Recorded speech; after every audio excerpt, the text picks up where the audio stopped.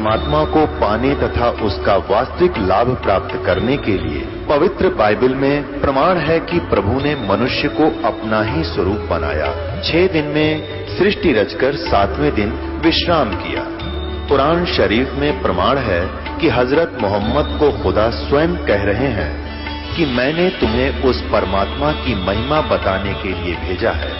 वो परमात्मा कबीर है जिसने 6 दिन में सृष्टि रची तथा 7वें दिन तख्त पर जा विराजा।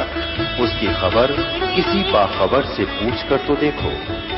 कृपया अवश्य सुनिए जगत गुरु तत्वदर्शी संत रामपाल जी महाराज के अमृत वचन।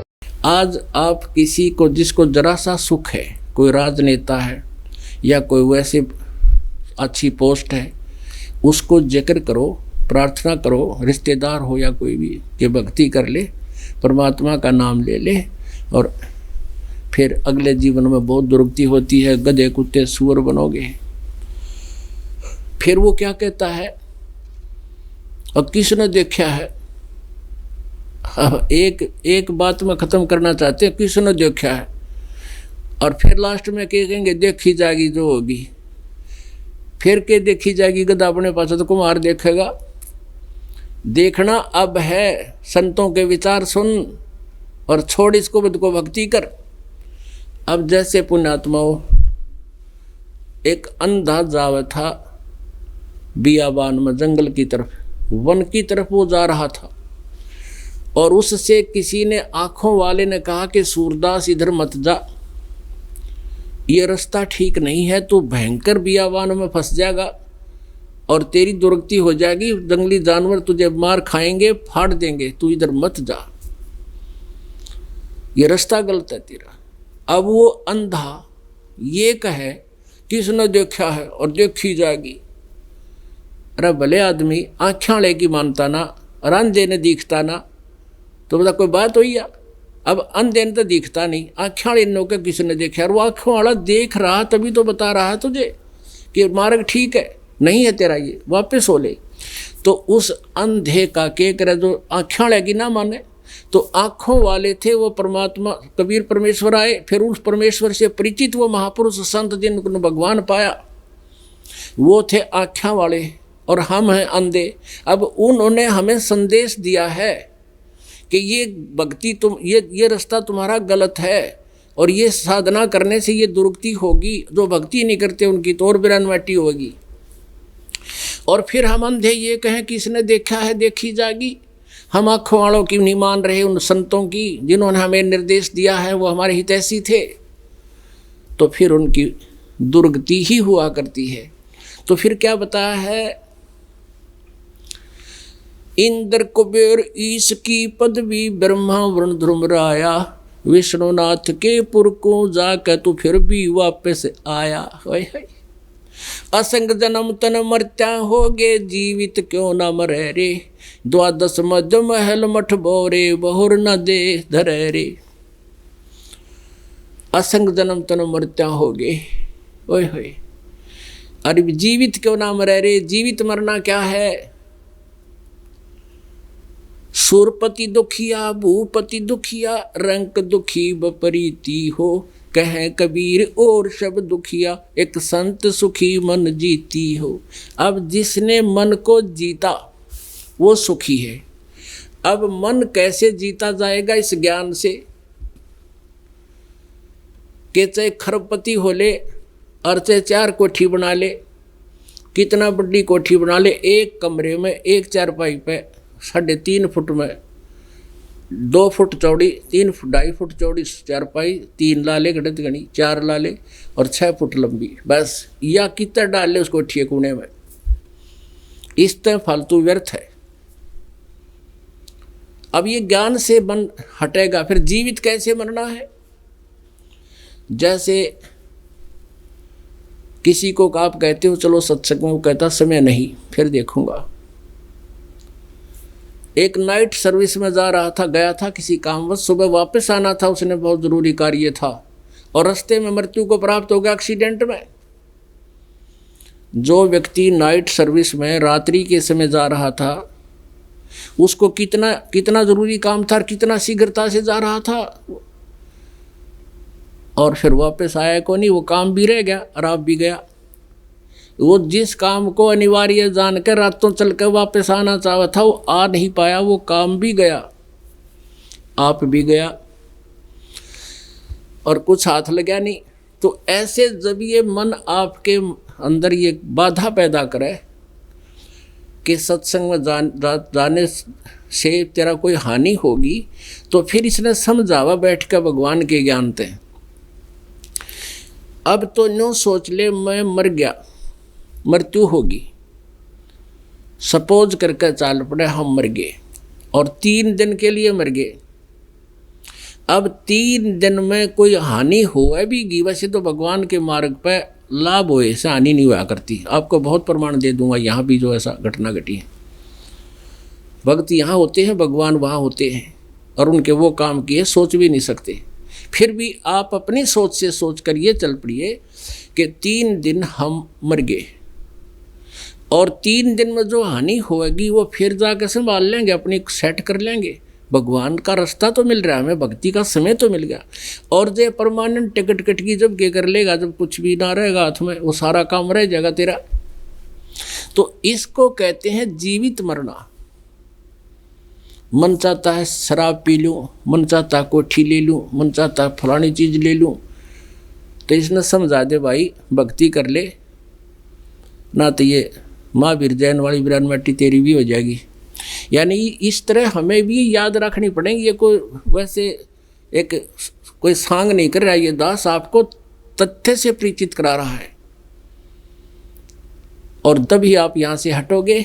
अपनात्माओं, आपको कल के सत्संग में बताया था कि ब्रह्मा विष्णु महेश भी नासवान, इनकी जन्म मृत्यु होती है। एक बार थोड़ा सा और आपको प्रमाण देंगे, 2 सेकंड का देखिएगा।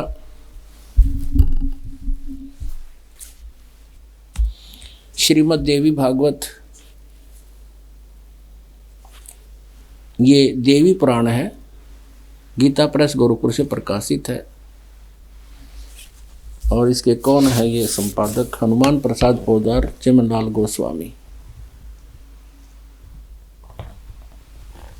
गीता प्रेस गोरखपुर से प्रकाशित है।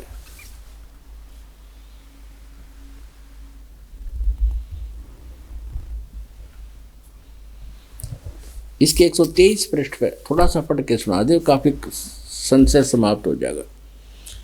123 पृष्ठ पे 3रा स्कंद, श्रीमद् देवी भागवत, संक्षिप्त देवी भागवत। अब भगवान विष्णु जी अपनी माता दुर्गा के महिमा गाता है, तुम शुद्ध स्वरूपा हो, सारा संसार तुम्हें से उद्भासित हो रहा है। मैं ब्रह्मा और शंकर, हम सभी तुम्हारी कृपा से विद्यमान है। हमारा तो आविर्भाव माने जन्म और तिरोभाव माने मृत्यु होता है। हमारा तो जन्म और मृत्यु हुआ करता है, केवल तुम ही नित्य हो, जगत जननी हो, प्रकृति और सनातनी देवी हो। ये प्रकृति शब्द याद रखना, दुर्गा को कहते हैं। देव आपके गीता जी में काम आओगा। भगवान शंकर बोले, देवी यदि महाभाग विष्णु तुम्ही से प्रकट हुए हैं, तो उनके बाद उत्पन्न होने वाले ब्रह्मा भी तुम्हारे बालक हुए।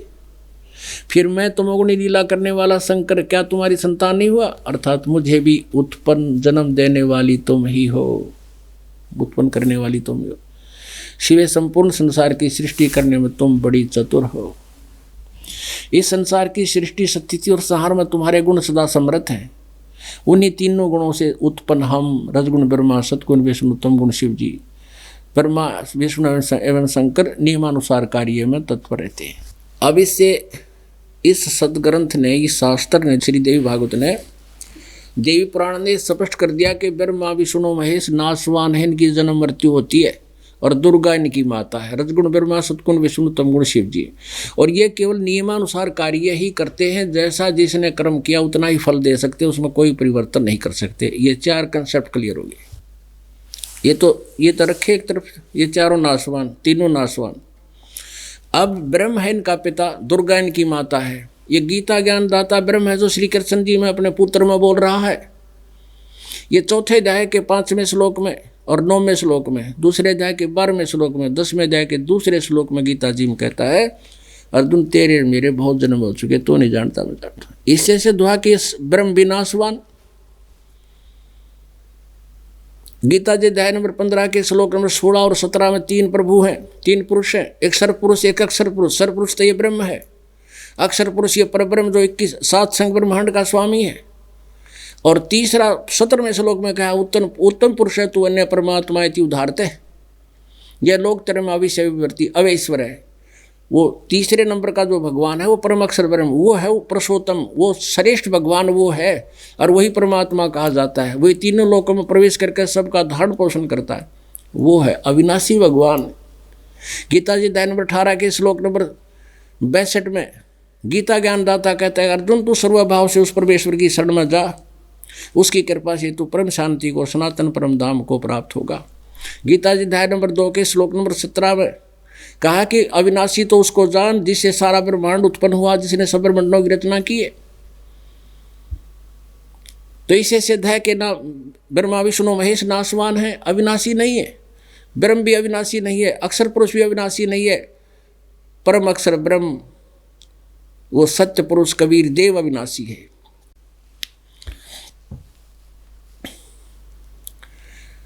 असंग जन्म तन भरमत होगे जीवित क्यों न मरे रे, 12 मध्य महल मठ बोरे बहुर न दे धरे रे। 2 जग बहिष्ठ सभी तै देखे राजपाट के रसिया, 3 लोक से तरपत नाही ये मन भोगी खसिया। कहते हैं कि 2 जग माने नरक और बहिष्ठ माने स्वर्ग तने सारे देखे राजपाट के भोगी। यानी जैसे आपने महावीर जैन जी इतिहास देखा, राजा बना स्वर्ग में गया, फिर राजा बना स्वर्ग में गया, फिर गधा बना नरक में गया है।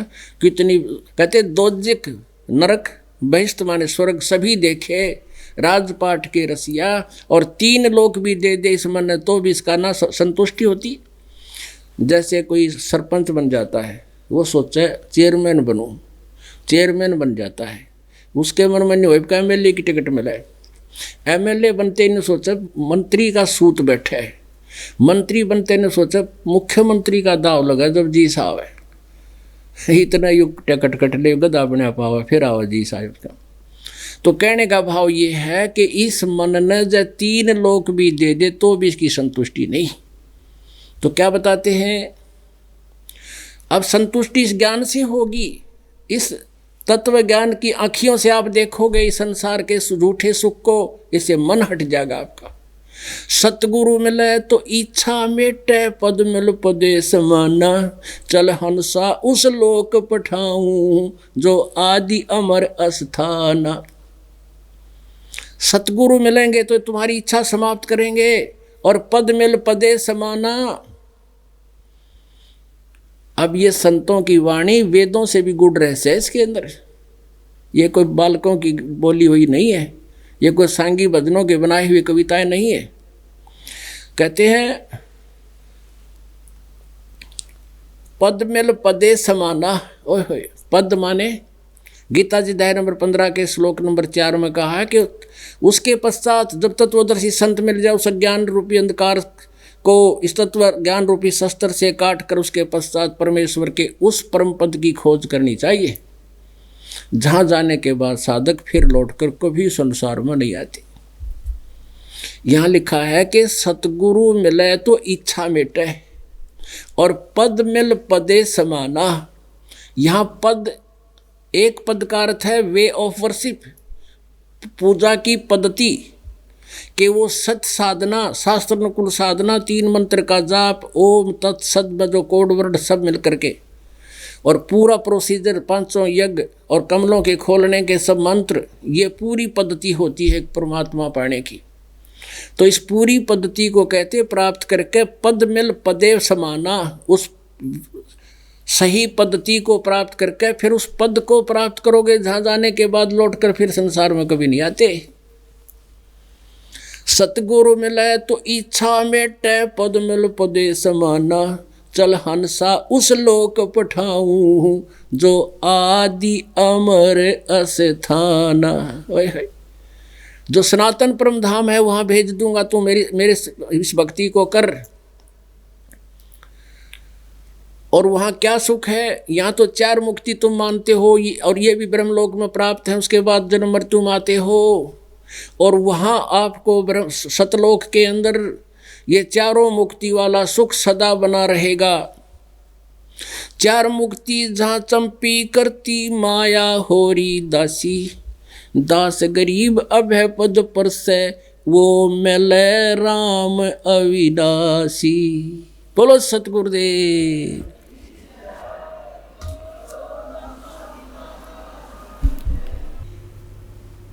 परम पिता परमात्मा पूर्ण ब्रह्म कबीर परमेश्वर जी की असीम कृपा से आप पुण्यात्माओं को ये अमर कथा सुनने को प्राप्त हुई।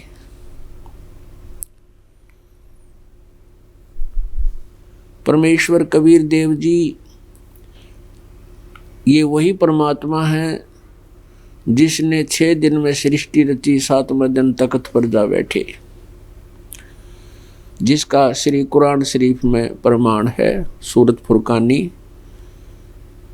25 आयत 52 से 58 59 तक, और पवित्र बाइबल के अंदर सृष्टि उत्पत्ति ग्रंथ में लिखा है कि परमात्मा ने 6 दिन में सृष्टि रची, 7वें दिन विश्राम किया। ये वही परमेश्वर हैं जिसको भाषा भिन्न नाम से अल्लाहु अकबर, अल्लाह कबीर, कबीर देव, हम उसे कबीर साहब कहते हैं।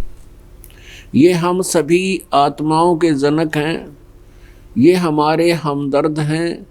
हम अपनी गलती से यहाँ इस गंदे लोक में फंस चुके हैं। हम इस काल के लोक में दलदल में फंसे हुए हैं और जन्म और मृत्यु का रोग लगा के इस काल ने हमें यहाँ छोड़ दिया। परमात्मा आते हैं, हमारे ऊपर रहम करते हैं। वो अपने मुक्ति धाम से, सतलोक से चलकर गति करके आते हैं, सशरीर आते हैं, हमें फिर ज्ञान कराते हैं। वो हमें क्या बताते हैं कि तुम यहाँ के रहने वाले नहीं हो, आप मेरे पास रहा करते थे सतलोक में, जहाँ तुम्हारा जन्म और मृत्यु नहीं होता था। तुम्हारा बहुत सुंदर शरीर था जिसमें कोई रोग नहीं था, जिसमें वृद्धावस्था नहीं थी, और तुम वहाँ रहा करते थे।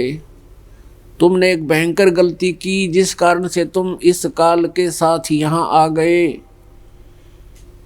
उस सतलोक को देखते हुए ये स्थान काल के लोक ऐसे हैं जैसे आज से सैकड़ों वर्ष पहले हिंदुस्तान के अंदर कोई घोर अपराध किया करते थे, उनको काला पानी छोड़ा करते। काला पानी, वो काला पानी कौन सा स्थान था? इंडोमान निकोबार द्वीप, जिसके चारों तरफ सैकड़ों मील तक समुद्र ही समुद्र था, और वहाँ छोड़ाते थे।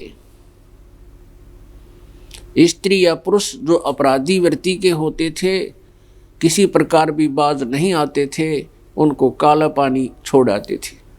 वहाँ क्या व्यवस्था थी? वहाँ अड्डे का राज, कोई खाने पीने की व्यवस्था नहीं, ना कोई मकान झोपड़ी, वहाँ छोड़ाते थे। सब आपदाओं का सामना करते थे, अपने आप ही वहाँ कोई झोपड़ी डाली और कहीं फिर अपना वो गुजारा करने लगे।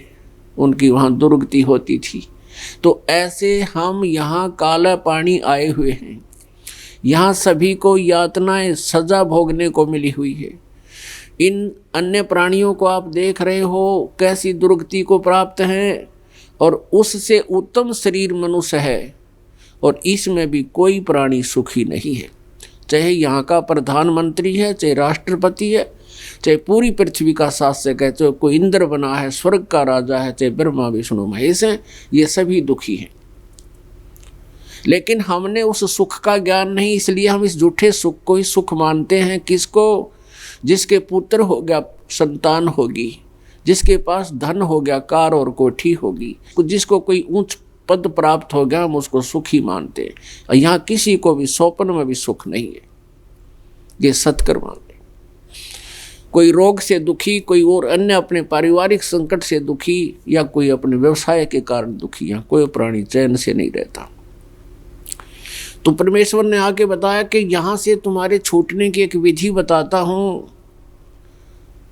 तुम उसको सुनो और उसके ऊपर अमल करो।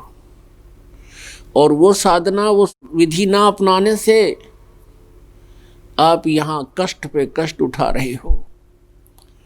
उसके लिए हमें क्या याद दिलाते हैं? मानुष जन्म दुर्लभ है, ये मिले न बारंबार। जैसे तरवर से पत्ता टूट गिरे, भाई फेर न लागे डार। ये मानुष जन्म आपको इसलिए परमात्मा ने दिलवाया है ना, ये काल आपको मनुष्य शरीर भी नहीं देता है,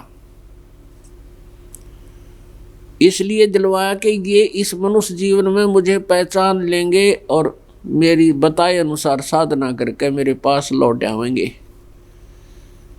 और वहाँ ये फिर सदा के लिए सुखी हो जाएंगे।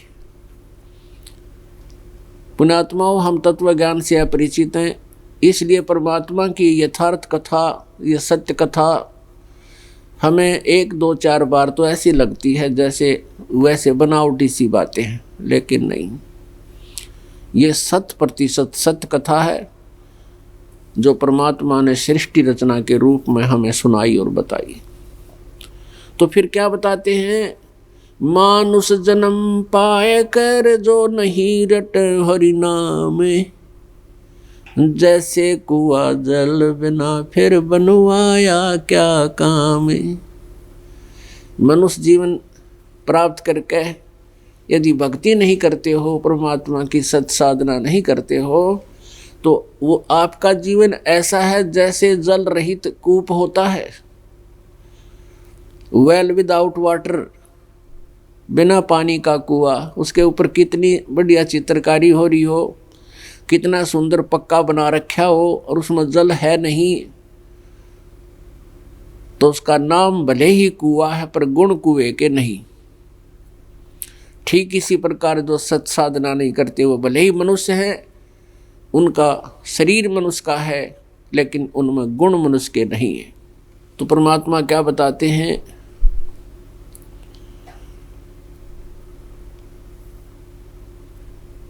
राम रटत दारिद्र भलो, राम रटत दारिद्र भलो, टूटी घर की छान। वो सुंदर महल किस काम के, जहाँ भक्ति नहीं भगवान।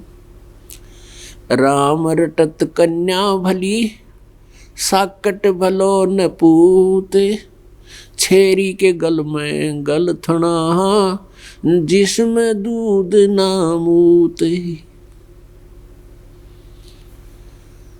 राम रटत कोढ़ी भलो, चू चू पड़े जो चाम।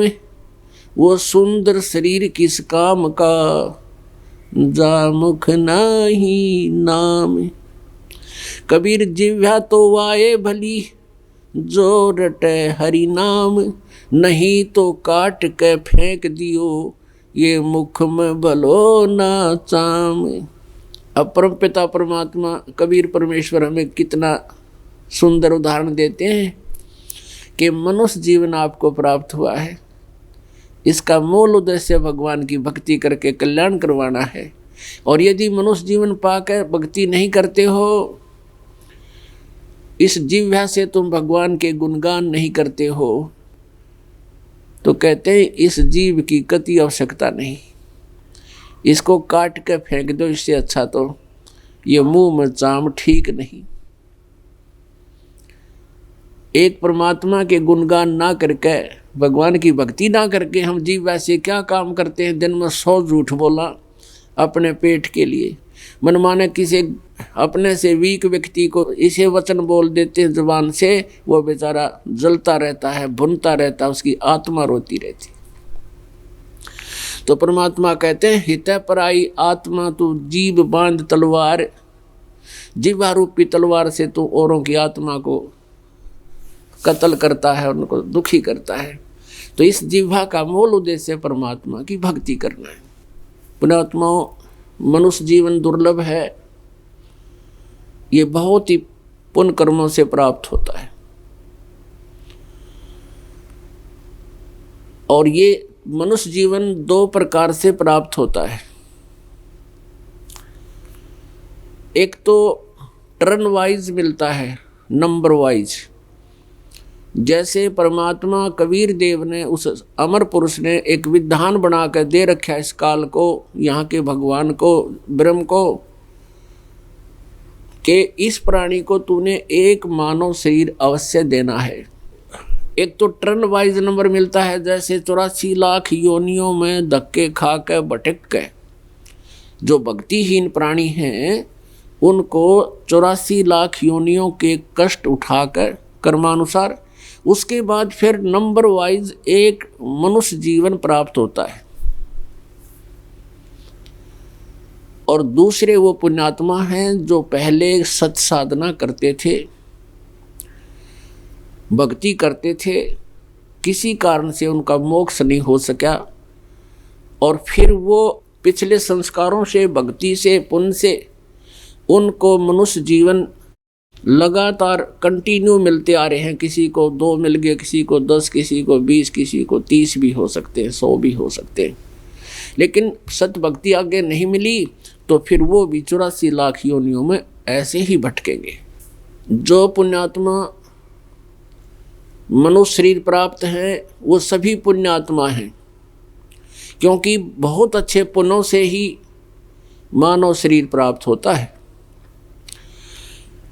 अब जैसे किसी व्यक्ति के पुण्य और पाप अलग अलग डिपॉजिट होते हैं, तो पुण्यों के आधार से वो स्वर्ग जाता है, स्वर्ग में अपने पुण्यों को क्षीण करके फिर पाप भोगने के लिए नरक जाता है।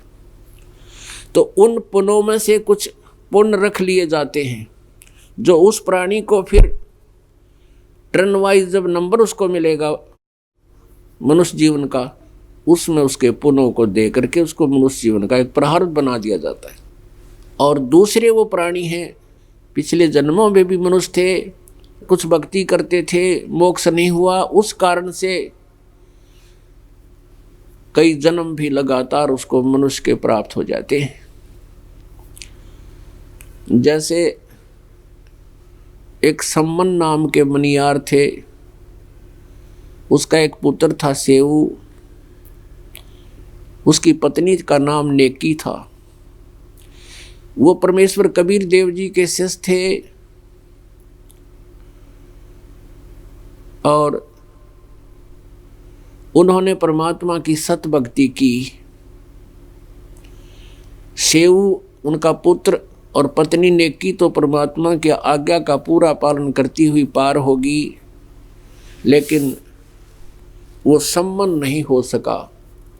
तो उसने जो पुण्य सत साधना की थी उसके आधार से वो अगले जन्म में राजा बना, उसमें फिर परमात्मा उसको मिले, उसका भ्रम तोड़ा, कुछ दान पुण्य करवाया, लेकिन फिर भी बात नहीं बनी, इतना ज्ञान में गर्क हो गया। नेक्स्ट जीवन भी उसको फिर राजा का प्राप्त हुआ। भक्ति की भूल फिर भी नहीं पड़ी, क्योंकि पहले भक्ति कर चुका था। तो फिर परमात्मा उसको मिले और फिर उसको उस भक्ति की राह पर लगाया। तो पुण्यात्माओं, जो सत भक्ति आपने कभी परमेश्वर के साथ की, जैसे 600 वर्ष पहले परमेश्वर आए थे कबीर देव जी, उस समय 64 लाख शिष्य हिंदू और मुसलमान सब मिला करके 64 लाख शिष्य परमेश्वर के हुए थे। उन 64 लाख शिष्यों को आज से 600 वर्ष पहले 64 लाख शिष्य एक जुलाहे के होना कोई बालकों का खेल नहीं है। और उस समय परमात्मा ज्ञान यही बताया करते थे जो दास आपको बता रहा, लेकिन वो ज्ञान आपके हृदय में नहीं उतरा। उसका कारण ये रहा कि हम अशिक्षित थे, और जो ब्राह्मण लोग शिक्षा के अधिकारी थे वो संस्कृत भाषा तो जानते थे पर सदग्रंथों से अपरिचित थे। उन्होंने परमात्मा के इस ज्ञान को नकार दिया कि ये झूठ बोलता है। सदग्रंथों में ऐसा कहीं नहीं लिखा कि ब्रह्मा विष्णु महेश के माता पिता हैं, या इनकी जन्म मृत्यु होती है, या ये पूर्ण परमात्मा नहीं है, इनकी भक्ति नहीं करनी चाहिए, ऐसा कहीं नहीं लिखा। तो उस समय हमें स्वीकार इसलिए करना पड़ गया नकलियों की बातों को, क्योंकि वो कहा करते थे कबीर जी अशिक्षित हैं, इनको संस्कृत भाषा का ज्ञान नहीं, इसलिए सदग्रंथों को नहीं जानते। तो हमने यह बात मान ली, यह हमारी गलती थी, क्योंकि हमने अपने गुरुजी के विषय में भी ऐसी धारणा रखी। फिर भी वो दयालु हैं। तो उस समय परमात्मा ने हमें इतने सुख दिए, हमारे इतने दुख दूर कर दिए कि हम विवश होकर के उनकी भक्ति करते रहे। वो दयालु इतने हैं। और फिर हम पार तो नहीं हो सके, क्योंकि हमने परमात्मा को भगवान नहीं माना, और जिस कारण से हम आज तक भटक रहे हैं। आप वही पुण्यात्मा हो जो परमात्मा के यहाँ पहुँच रहे हो, जो पहले कभी परमेश्वर की शरण में रहे हो। और आपको इतनी दयालु परमात्मा थे, आपको इतने भक्ति से युक्त करके इतना धनी बना गए कि इतने जन्म आपके लगातार मनुष्य के होते हुए आ रहे हैं। लेकिन जन्म तो हो रहे हैं पर बिरान माटी नोकीनो, लेकिन वो दयालु थे, पता था कि अब ये पार नहीं होंगे, और जब ये शिक्षा का दौर आएगा तब ये पार होंगे। अब वो समय आ गया पार होने का आपका। तो आप कंटिन्यूस मनुष्य जीवन प्राप्त करते हुए आ रहे हो। तो दो प्रकार से मनुष्य जीवन प्राप्त होता है, एक टर्न वाइज और एक ऐसे पिछले संस्कारवश मनुष्य जीवन से मनुष्य जीवन होता हुआ आ रहा। जिन पुण्यात्माओं का मनुष्य जीवन से मनुष्य जीवन होता हुआ आ रहा है, उनके हृदय में एक विशेष विवेक रहता है, उनके अंदर दया भी होती है, रहम भी होता है, उनके अंदर भगवान की चाह भी होती है, और परमात्मा के ज्ञान को वो स्वयं जल्दी स्वीकार करते हैं, और वो कहीं ना कहीं भगवान के लिए भटक भी रहे होते हैं। उनमें से आप हो। और दूसरे टाइप के वो होते हैं जो भगवान की भक्ति करते नहीं, और कोई कहे तो उसकी सुनते नहीं, क्योंकि उनको वो राम नाम की चर्चा अच्छी नहीं लगती। कबीर परमेश्वर कहते हैं, कबीर पिछले पाप से हरि चर्चा ना भावे, कह ऊँग कह उठ चले ना और बात चलावे। तुलसीदास जी कहते हैं, तुलसी पिछले पाप से हरि चर्चा ना भावे, और जैसे जवर के वेग ते भाई भूख बेदा हो जावे। जैसे किसी को मलेरिया जवर हुआ हो, उसके प्रभाव से उसको भूख लगना बंद हो जाता है, और रोटी सब्जी सेब संतरे काजू किशमिश ये भी उसको कड़वी महसूस होती है। कड़वी, ना किशमिश कड़वी है, ना सेब कड़वा है, ना रोटी कड़वी है, लेकिन उस बुखार ने, उस जवर के प्रभाव ने उसके शरीर की व्यवस्था को इतना बिगाड़ दिया कि उसको मीठी वस्तु भी कड़वी महसूस हो रही है। ठीक इसी प्रकार जिनके पाप कर्म बढ़ जाते हैं, उनको राम नाम की मनुक्खा दाख भी कड़वी नजर आती है, महसूस होती है। वो खा नहीं सकते, उनके बस की बात नहीं। अब जैसे किसी का जबर हुआ है और उसको भोजन आहार अच्छा नहीं लग रहा, कड़वा लग रहा है, तो उसका उपचार क्या है? उसका उपचार है कि उसको कड़वी कुनीन खानी पड़ेंगी, ना चाहते हुए खानी पड़ेंगी, और फाके मारने पड़ेंगे कड़वी कुनीन के, फिर वो बुखार ठीक होगा। फिर वो रोटी थी, सेब संतरे काजू किशमिश थे, वह फिर उसको मीठे लगने लग जाएंगे।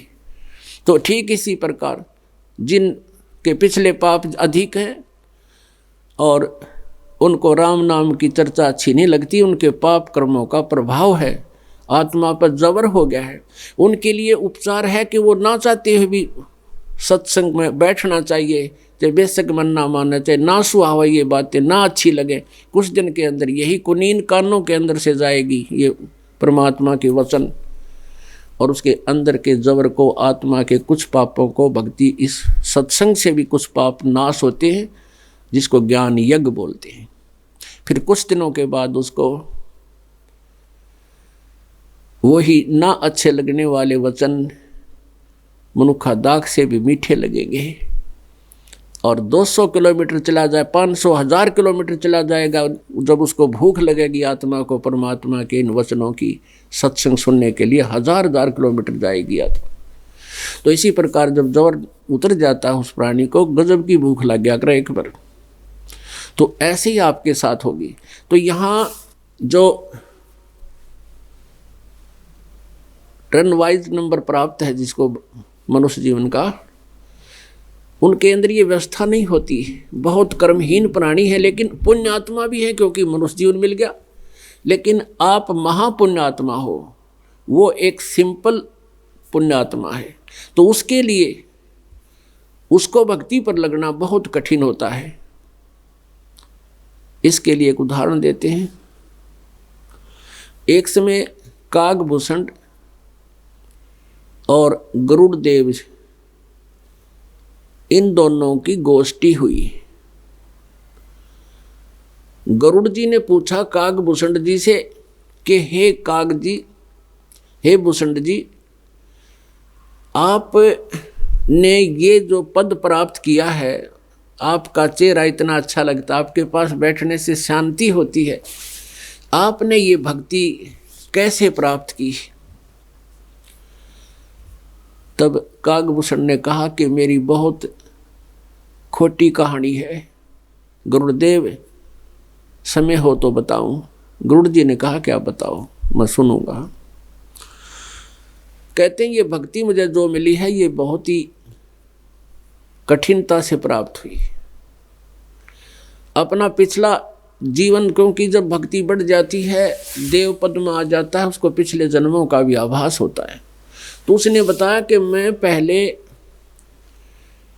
एक समय जब 20 वर्ष का हुआ, मनुष्य जीवन था मेरा, और उससे पहले तो मेरे असंख्यों मनुष्य जीवन बर्बाद हो गए। मैंने कभी भक्ति नहीं करी, मनुष्य जीवन टर्न वाइज होता रहा, मैं बकवादों में उसको खोता रहा, फिर नरक 84 लाख योनियों में धक्के खाता रहा। और एक बार जब मेरा मनुष्य जीवन हुआ, जिसमें मेरे में भक्ति का बीज पड़ा, जिस जीवन में, वो कथा सुनाता हूँ। एक समय मनुष्य जीवन था, माता पिता थे, हम 4 भाई बहन थे, 2 भाई 2 बहन थी। बड़ा सुखी परिवार था मेरे पिता का, बड़ा आनंद से रहा करते थे। गुरुदेव एकदम अचानक वहाँ पर एक दुर्भिक्ष गिर गया, एक अकाल पड़ गया। इतना भयंकर अकाल गिर गया कि आपस में आसपास के सब वृक्ष भी खा लिए, बोदी बाड़ भी तोड़ कर खा ली, और कुछ नहीं बचा तो इंसानों को इंसान खाने लगे। और मेरे माता पिता वृद्ध थे, भाई बहन छोटी आयु के थे, वो भी मेरे सामने भूख से तड़प तड़प कर मर गए हैं। मैं युवा था, भूख को सहन कर गया, और मैं उस नगरी को छोड़ के अविंत का नगरी में चला गया।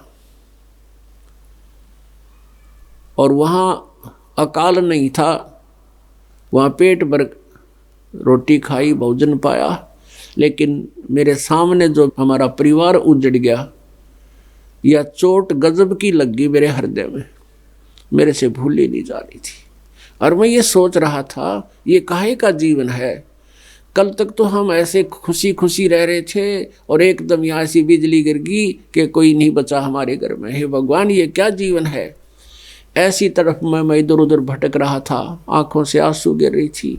तभी मुझे एक शिवालय के अंदर, शिव के मंदिर के अंदर से आवाज आई। मैंने सोचा यहाँ कोई भगवान की कथा हो रही होगी, रोटी मिल जाएंगी, वहां जा बैठा। अब कथा कर रहे थे ब्राह्मण, भगवान शिव के पुजारी थे, बहुत नेक आत्मा थे वो पंडित। वो अन्य ब्राह्मणों जैसे नहीं थे, वो ठग नहीं थे, वो किसी को लूटते नहीं थे, केवल सत्य कथा बताते थे। और जो भी उनके पास पूजा आ जाती थी उसी से अपना निर्वाह करते थे, और बाकी के उसको ज़्यादा पैसा हो जाता था तो वहाँ आसपास गरीबों में बांट देते थे, भंडारा कर देते। कथा कर रहे थे, जब उठकर चले गए, मैं वहाँ बैठा रहा। उस ब्राह्मण ने मुझसे पूछा, बेटा आप कौन हो, कहाँ से आए हो, आप अपने घर क्यों नहीं गए?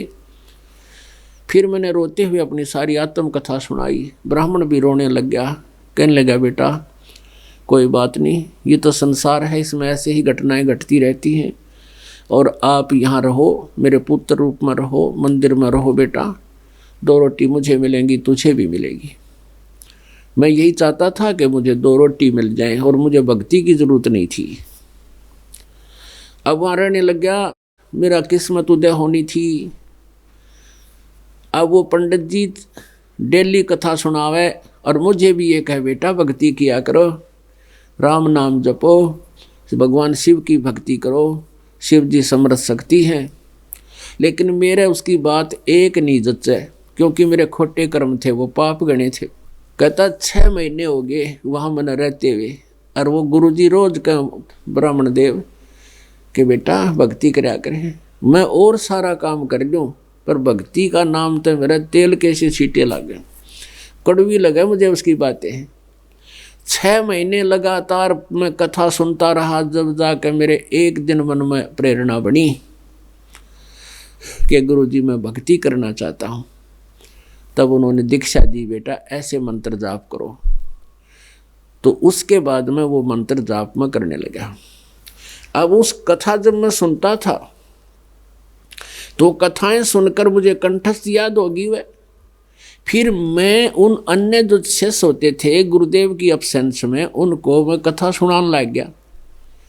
कोई आ जाते थे 10-5 वहाँ मंदिर में माथा टेकने। धीरे धीरे क्या हुआ कि उन सभी को मेरी मीठी आवाज़ थी, युवा वैसे था, बोलन की शैली बढ़िया बना ली, तो सभी श्रोता मुझे पसंद करने लगे, मेरी प्रशंसा करने लगे। तो मैं आंडी पाक गया, मेरे अंदर अभिमान हो गया और ये कहने लगे ये तो गुरुजी से भी अच्छा ज्ञान दे रहा है, गुरुजी से भी अच्छी बातें बता रहा है, इसे वो भगत है, गुरुजी से ज्ञान ग्रहण है, गुरुजी से अच्छी के बता इसने। अकल कमज़ोर होती है प्राणियों की। फिर भी क्या बताते हैं भूषण जी कि एक दिन गुरुजी बाहर से आए और मैं बैठा था, साथ में मेरे प्रशंसक बैठे थे, मैं उन्हें कथा सुना रहा था, 10-20 बैठे थे। अब गुरुजी आए तो मैंने उनका खड़ा होकर सत्कार नहीं किया। मैंने सोची मेरी बेइज्जती हो जाएगी ये चेलियां के सामने, और मैंने बैठे बैठे दर्शन कर लिए, यूँ देख कर मैं अपना बैठा रहा। अब इस बात का ध्यान गुरुजी ने भी नहीं दिया। कहते हैं संत वो होते हैं आदर अनादर करो क्यों ना कोई, और मम संत शरण जगत जान छोई। संत इस बात को नहीं देखते, ठीक है नियम बता दिया, जो नहीं करेगा अपने कर्म बिगाड़ेगा, उसके अनुसार चलेगा, उससे शुभ संस्कार बन जाएंगे। गुरुजी तो जाके अंदर मंदिर में अपनी पूजा पाठ करने लगे। आकाशवाणी की भगवान शिव जी ने, क्योंकि भगवान शिव का वो कृपा पात्र था। कौन? वो ब्राह्मण, वो नेक नीति से साधना करता था, वो पाखंडी नहीं था, वो किसी को गुमराह नहीं करता था, जितना ज्ञान था वही बताता था, वो किसी के श्राद्ध स्वरूप दाम चक्कर नहीं काटता था, जिससे भगवान शिव उन पर प्रसन्न थे। आकाशवाणी करी कि ए नालायक, तूने अपने गुरुदेव का सत्कार नहीं किया, तुझे 1 लाख वर्ष नरक का आदेश देता हूं, 1 लाख वर्ष तू नरक भोगेगा।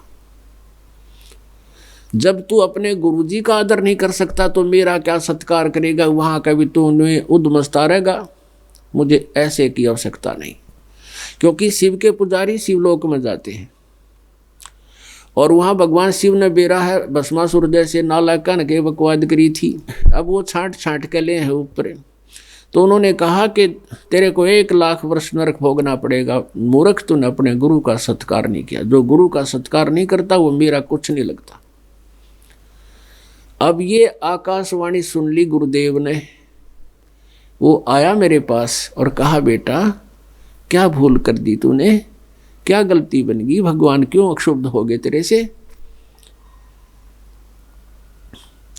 तब मैंने उनके चरणों में गिर के कहा गुरुदेव मेरे से ऐसे ऐसे गलती बन गई। कहने लगे बेटा माफ़ी मांगो भगवान से, दयालु हैं। गुरुजी भी खड़े और वो चेला भी खड़ा, काफ़ी समय तक हाथ जोड़े रहे और गुरुजी कहते भगवान बख्श दो, बालक था भोला है, बख्श दो। फिर आकाशवाणी हुई कि भी मेरा वचन ना खाली जाई, यम के लोग चलो रे भाई। अब जो मैंने कह दिया ये वचन वापस नहीं हो सकता। लेकिन उसके गुरुदेव ने बार बार याचना की, प्रार्थना की, आपका बच्चा है, भोला है। पुण्यात्माओं, कबीर साहब कहते हैं पुत्र प्यारा बहुत ही माँ का, और उससे बढ़ के शिष्य गुरुओं का। अब जैसे पिता को पुत्र यानी संतान, बेटा बेटी बहुत प्रिय होती है, और माँ को पिता से भी 100 गुना प्यारी होती है, और गुरुदेव को उस माँ से भी 100 गुना प्यारी होती है अपने शिष्य। ये सत्कर मान लेना, क्योंकि आप जिस पद पर पहुंचोगे उसी का अनुभव आपको हो सकता है, क्योंकि आपके दुख से गुरु परिचित होता है और उसको मालूम है कि ये कितना भ्रमित है और कैसी गलती ये करने जा रहा है, इसके साथ आगे क्या दुर्गति होगी इसकी। तो इसलिए उसके हृदय में एक विशेष कसक रहती है कि कहीं ये अपना जीवन बर्बाद ना कर ले, इसकी बहुत दुर्गति होगी, गधा बनेगा, कुत्ता बनेगा, सुअर बनेगा, बहुत दुखी हो जाएगा। तो ऐसे कहते हैं माँ को बहुत प्यारा होता है बच्चा, लेकिन गुरुदेव को उससे भी 100 गुना प्यारा अपना शिष्य होता है, प्रिय होता है। तो इसी आधार से उसने कहा है गुरुदेव, हे भगवान आपका बालक है, बहुत नादान है, इसके साथ बहुत भूंडी बनी हुई है, पूरा परिवार नाश हो गया इसका, और परमात्मा आप दयालु हो। तो फिर आकाशवाणी करी के तेरे गुरुदेव के प्रार्थना में स्वीकार करता हूँ, लेकिन जो वचन कह दिया नरक में तो तुझे जाना ही पड़ेगा, लेकिन वहाँ यम के दूत तुझे दुखी नहीं करेंगे, ये मैं उनको आदेश दे दूंगा। अब ऐसा ही हुआ। अपने आत्माओं जैसे किसी का कोई मंत्री जानकार है और उसको सजा होगी 20 वर्ष की, रहना तो पड़ेगा जेल में, फिर वहाँ वो पुलिस वाले तंग ना करें उसे, इतनी सुविधा हो सकती है बस। तो और कबीर परमात्मा की ऐसी रजा है कि वो फिर कैंसिल कर देता है, किसी का श्राप हो, किसी का वचन हो, ये समझ सकती है। लेकिन हम जो उद्देश्य लेकर चले आज के सत्संग का, उसी को आगे बढ़ाते हैं। अब ये कागभूषण क्या बताता है कि उसके बाद वो मनुष्य जीवन जब मेरा पूरा हुआ, वह देह छूट गई, मैं नरक में गया, 1 लाख वर्ष तक नरक रहा, लेकिन यम के दूतों ने मुझे एक्स्ट्रा दुखी नहीं करा। फिर वो नरक भोगकर में क्या हुआ कि वो थोड़ी बहुत जो साधना की थी उससे मुझे मनुष्य जीवन फिर मिल गया। एक दिन लोमस ऋषि, अब पिछले जो भक्ति कर रखी है उसके अंदर मनुष्य जीवन प्राप्त होती है, भक्ति की कसक फिर से पनपती है। उस आधार से कहता मैं एक जगह चला गया, एक लोमस ऋषि कथा करें थे, और लोमस ऋषि जी कह रहे थे भगवान साकार है। अब मैं बन गया वकील वहां पर। मैंने लोमस ऋषि से कहा कि स्वामी जी कैसा है भगवान, कि भगवान साकार है, भगवान का साकार रूप कौन सा है? क्या बताया लोमस ऋषि ने कि जो ये दिखाई देता है, ये ब्रह्मांड, ये उसकी रचना, ये उसका साकार रूप है। अब कहते मेरे मन में जो खरपतवार था, मैं खड़ा होकर ने बोला ऋषि जी मैं तो निर्गुण का अधिकारी हूँ, ये सरगुण सभी नाश हो जावे, इस जो दिखाई देता है तो नाशवान है, मुझे निर्गुण की भक्ति बताओ। लोमस ऋषि ने बहुत समझाने की चेष्टा की। कहते हैं जैसे वृक्ष है बीज के माही, और बिन उगे वो दिखे नाही, जैसे आम के बीज में गुठली में आम का पेड़ है, वो निर्गुण रूप में है। अब निर्गुण के काम आओगा जब सरगुण रूप में आपके समक्ष नहीं हुआ। तो जैसे आम का पेड़ बीज में है और उसको बो दिया किते गमले में, तो फिर वो पौधा बनेगा, फिर पेड़ बनेगा, उसके फल लगेंगे, पक्षी को छाया होगी, अतिथि को छाया होगी, फल मिलेंगे। तो इसलिए सरगुण भक्ति करो। कागभूषण कहता है कि मेरे बात समझ में नहीं आई और मैं आगे जाकर बैठ गया और उसको कुछ ऐसे शब्द बोल दिए ऋषि को कि तुम बात को घुमा रहे हो और मुझे निर्गुण की भक्ति बताओ। मेरे इन वचनों से लोमस ऋषि क्षुब्ध हो गए और मुझे श्राप दे दिया कि तेरा तो चंडाल के घर जन्म होगा, तू चंडाल व्यक्ति है।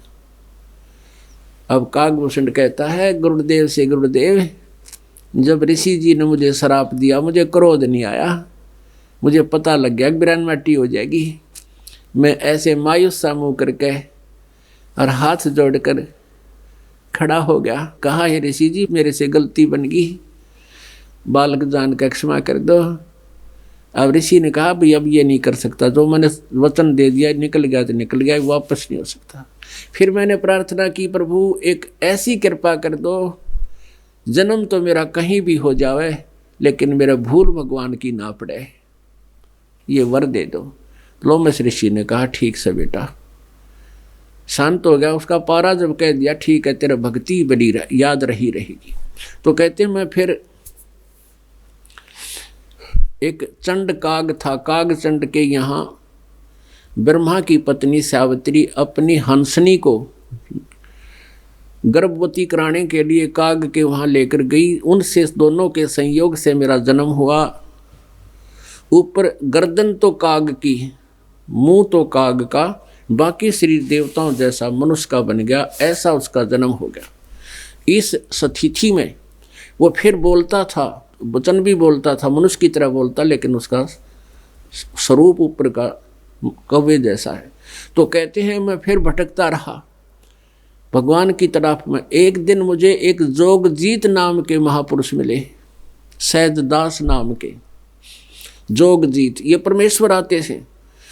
जैसे आपने ऋग्वेद मंडल नंबर 9 के सूक्त नंबर 1 में मंत्र 8 और 9 में कल दिखाया था, उसमें कहा कि वो परमात्मा को उग्र गतियाँ प्रेरणा करती हैं और वो भासमान शरीर को प्राप्त होता, सुंदर शरीर प्राप्त करके, और उस परमात्मा की 3 स्थिति से वो क्रिया करता है अपने शरीर की। एक तो एक रूप में तो वो सतलोक में रहता है जिसका करोड़ सूर्य करोड़ चंद्रमा मिला दे एक रोमकूप में, इतनी उनकी रोशनी है। और दूसरा रूप बना करके वो आते हैं, कभी शिशु रूप धारण करके प्रत्येक युग में एक जन्म एक लीला ऐसा करते हैं, एक जीवन जन्म नहीं लेते हुए शिशु रूप धारण करके आते हैं। उनको निसंतान कोई उठा ले जाते हैं, फिर धीरे धीरे लीला करते हुए बड़े होते हैं, एक अच्छे नागरिक की तरह रहते हैं। हमें उदाहरण देने के लिए वो एक पूरा जीवन ऐसा लीला करते हैं, भूमिका करते हैं। परम संत भी वही होते हैं और अच्छे योग शिष्य की भूमिका भी वो स्वयं करते हैं। और तीसरी स्थिति ये होती है कि वो कभी भी सतलोक से चल कर आते हैं और एक साधु रूप बना करके किसी भी अच्छी आत्मा को कहीं भी मिल जाते हैं, उनको ज्ञान देते हैं, समझाते हैं। तो उस तीसरी स्थिति में परमात्मा कभी भी कहीं प्रकट हो जाते हैं। जैसे आदरणीय मुल्कदास साहिब जी को मिले, आदरणीय नानक साहिब जी को मिले, आदरणीय धर्मदास जी को ऐसे ही साधु जिंदा रूप में मिले, ऐसे ही आदरणीय गरीबदास साहिब जी गांव छुड़ानी जिला जज्जर वाले को मिले, आदरणीय घीसा दास साहिब जी को मिले। तो ऐसे ही वो जोगजीत रूप में आए हुए थे इस कागभूषण को मिले। कागभूषण की आस्था केवल ब्रह्म तक सीमित हो चुकी थी। तब वो परमात्मा ने बताया कि इससे ऊपर बहुत बड़ी प्रबल शक्ति है जिसे परम अक्षर ब्रह्म कहते हैं। तब कागभूषण ने कहा कि गुरुदेव तब मेरा अंधेरा हटा, और वो भक्ति जो जोगजीत महात्मा से मुझे मिली उसके दिए हुए मंत्र से आज मेरी भक्ति में ये स्थिति है जिसकी आप प्रशंसा कर रहे हो।